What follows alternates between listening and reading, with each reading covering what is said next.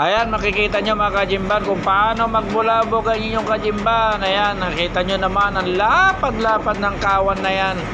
Sumusugot mga kajimban, kaya ang dami nating tumulong na magbubulabog. Ayan, kasama yung mga skip, si Falcon, si mga isda yan mga kajimban. Ayan, sa lapad ng kawan, kaya umalalay na sila. Hindi kaya ni Jimban. Talagang makukulit ang mga tuna mga kajimban, talagang hindi tumitigil hanggat di makalusot, pero hindi sila nagtagumpay, hindi sila nakalusot sa dami ng nagbubulabog. Ayan, kita nyo naman malapit na sa may tustusan yan, kaya hindi namin nilubay ng pagbubulabog kahit palipad-lipad ako. Hindi ko sila tinantanan hanggang di nakapasok sila sa sentro ng lambat natin. Ayan na mga kajimban, puro tuna yan mga kajimban, omega 3. Kung nakikita, napapanood ninyo yung umaapaw na biyaya mga kajimban. Ngayon naman ipapakita ko sa inyo yung umaagos na biyaya, tuloy-tuloy na pag-agos ng biyaya. Ayan, makikita nyo mamaya-maya lang konti mga kajimban.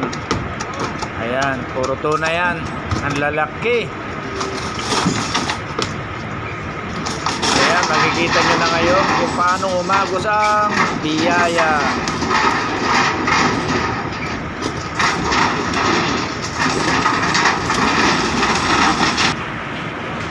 Ayan na mga kajimban, umagos na yung biyaya Ayan. Ayan na yung tinatawag na conveyor mga kajimban. Yan tumatakbo papunta sa kung saan bodega ilalagay yung nahuli nating isda mga kajimban. Ayan, pumupunta na sa bodega yan. Kung saan ang tumatakbo yung conveyor na yan. Hydraulic ang nag-ooperate yan mga kajimban, kaya malakas. Ayan kita nyo naman.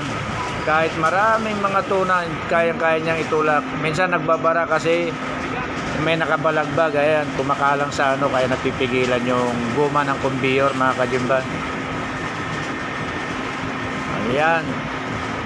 Ayan ang Philippine tuna omega 3, puno ng omega 3 yan mga kajimban.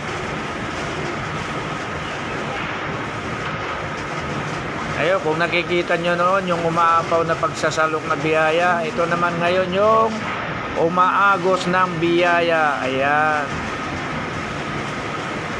ganyan lang ang buhay ng mga isda mga kajimban.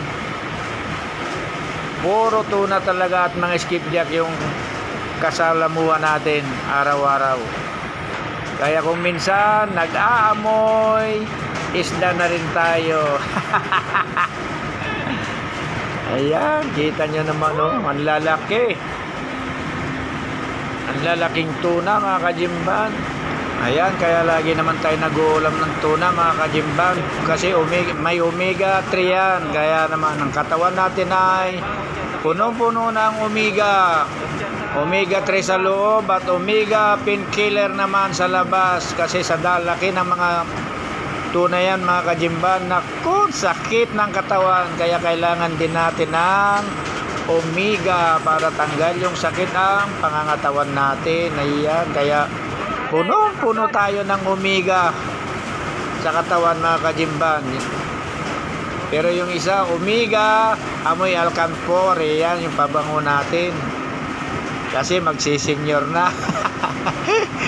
Ayan ang malimit ng maamoy sa mga senior na mga kajimban. Ewan ko lang yung ibang senior hindi ko naman nila lahat, kaya pasensya na po sa mga senior na hindi gumagamit ng omega. Ayan, pero dito talaga minsan gumagamit kami mga kajimban kasi ang lalaki talaga. Minsan masakit yung braso, masakit ang baywang. Ayan, kaya nagpapahid tayo ng omega. Ayan, kaya naman yung huli natin omega 3 at kailangan din natin ng omega painkiller. Ayan, puro talaga omega.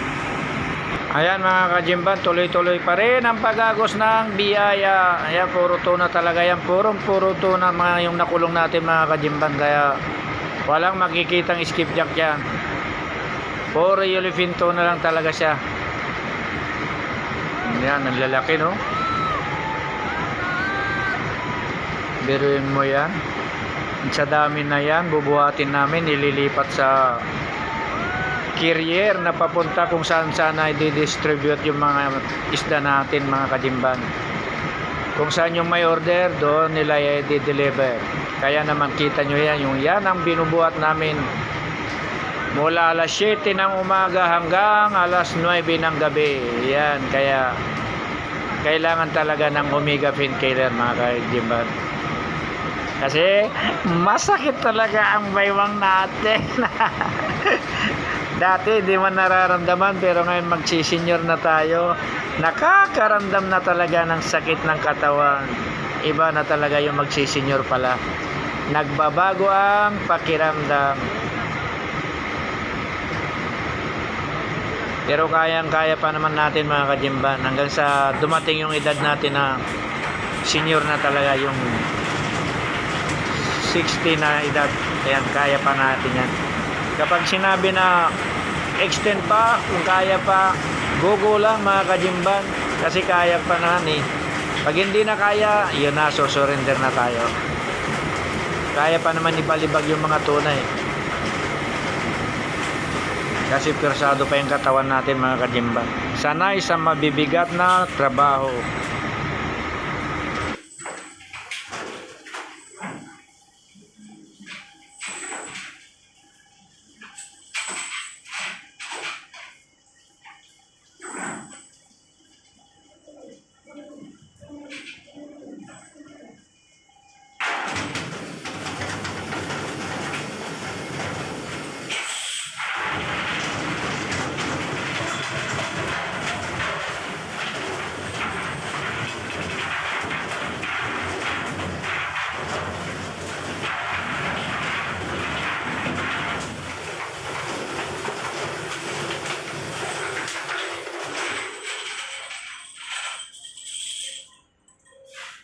Yan mga kajimban, bali ang seat net namin ngayon, ang final catch ay nasa 95 metric tons. Yan mga kajimban, puro tuna na 95 metric tons lahat-lahat. Ayan, yung iba isinalin sa ibang bodega, hindi na nakasama sa video ko mga kajimban kasi mahaba na. At hindi na rin pwedeng ituloy kasi maigsi na yung karugtong, kaya yun na lang, sinabi ko na lang dito, yung final catch ay 95 metric tons. Ayan.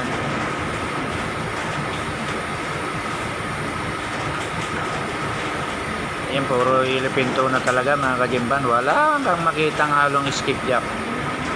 Ayan.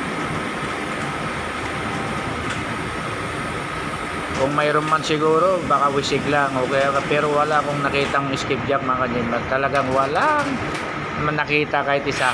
Puro yellowfin tuna. Kaya maraming salamat po sa panonood sa aking video. Pakipalo lang po lagi Jimban Manolo Ramos, at paki-comment na lang po at subscribe ang aking YouTube channel.